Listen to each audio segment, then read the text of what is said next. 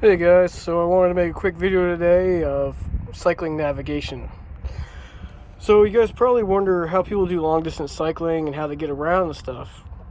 Usually people use units like this. This is called the Garmin Edge 1000.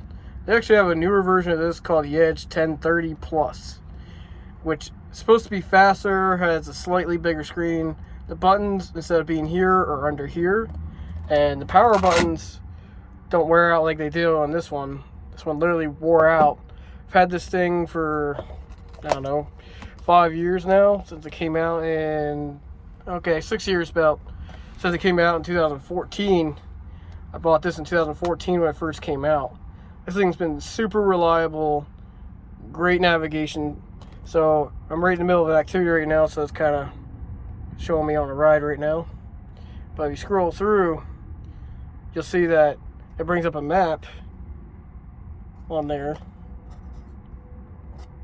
outside the activity, and this also has cycling dynamics. So this tells me how many watts I'm putting out at the pedals. I have power meter pedals down there, the Garmin Vector 3, so it's dual sided, so it tells you how much power you're putting out on each side and make sure you get an even power distribution. This is an elevation chart. It's good for knowing how much you're climbing. This is a virtual partner. I have them set for 15 miles an hour. It looks like I'm going slower than 15 mile an hour average. It's pretty much a way to race yourself.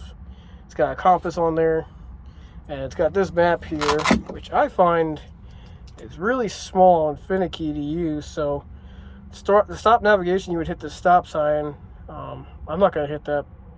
You can zoom out. See everything that's around. But you can't just like grab the screen and drag it because it swipes the screens. You have to hit this little hand icon and then drag it around and see where you're going. And you can see it takes a little bit to load. This has been pretty good for navigation for the most part. Screen's a little small, hard to see during the daytime sometimes, but I just turned the backlight all the way up, and currently I started with 100% on this. It's now at 82%. And you can see it's prompting me to calibrate my power meter. So I'm not going to do that. My power meter's pretty dead on. It's maybe 4 watts off right now. But I recently got this newer unit called the Garmin Montana. Sorry, my hood's trying to blow away here in the wind. It's got a gust of wind here. It's about to rain. But that's called the Garmin Montana there. And that thing has a really big screen, really nice navigation. It does cycling, hiking, pretty much anything you could want it to do.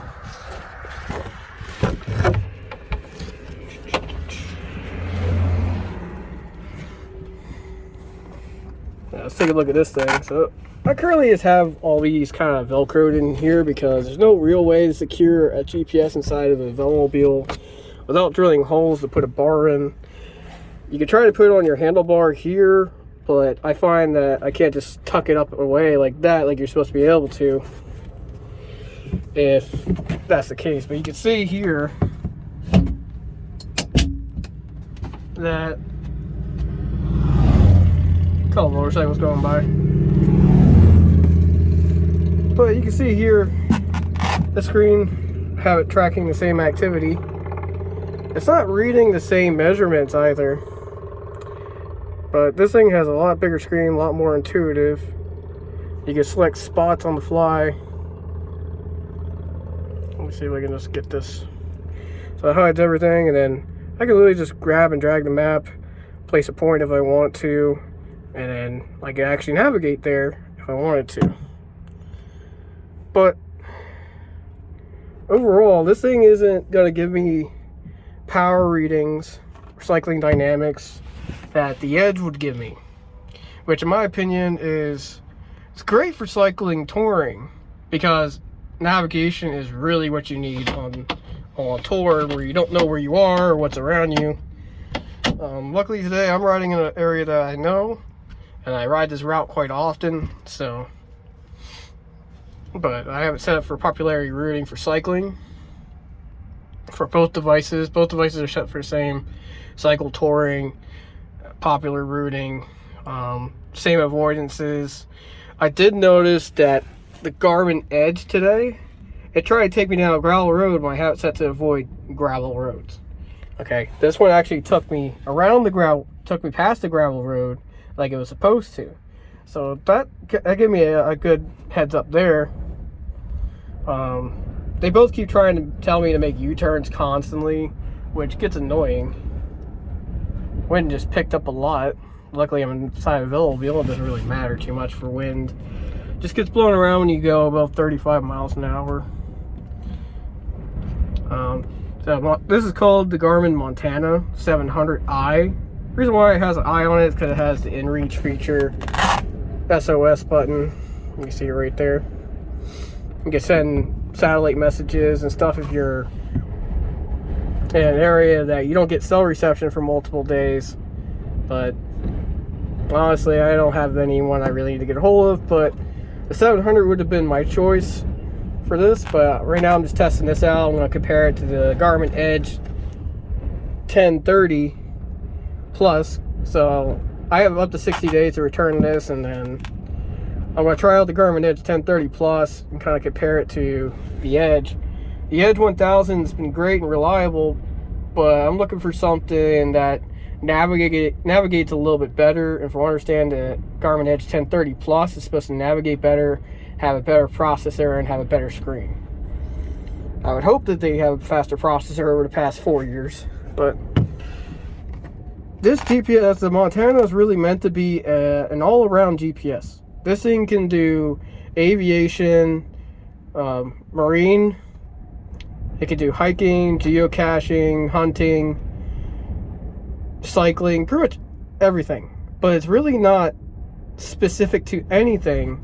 So it's going to lack some of the features the more dedicated GPSs do to certain activities. So like if you got a marine dedicated GPS, you might have a couple more features on there. But as far as navigation, this thing comes with topographical maps. You can get bird's eye view downloaded to wherever you're going if you want to, as long as you have cell reception. You can get the weather through your phone, or you can get it through satellite if you pay for your subscription, which is like $50 a month to get basic weather, which is kind of bullcrap. But that also gives you unlimited messaging and SOS and whatnot, and images, so you can get images from people that they text you. On actually, on the Montana 750i, that actually has a camera and the inReach. This one just has inReach. I don't need a camera because my phone's got an 8K camera, so I really don't need a camera on my Garmin. But today I'm just comparing these two, and I'm thinking that the Edge 1000 is going to be, it's kind of a close call, because the Edge 1000 gives me what I need for training. So it gives me cycling dynamics for power meter, power zones. I can send my training plans to my Garmin Edge 1000, whereas on this I can't even really read my power on here. I had to install a third-party app to get that little power data screen there, and honestly it's just quite bullcrap for that. Now literally, if they put the same cycling training stuff that's on here on the Montana, I think a lot of people would switch over to the Montana. One of the downsides to the Montana is how big and heavy it is. So it's very heavy, and it requires a special mount. It can't just be like rubber banded to it, to your handlebars like regular GPS can. Like regular GPS, the regular Garmin comes with a little quick detach mount, but the Montana has a mount that you can mount there, but it's more permanent. You can't just switch it around and do whatever you want with it. But that's my comparison between the Montana and the Edge 1000 for now.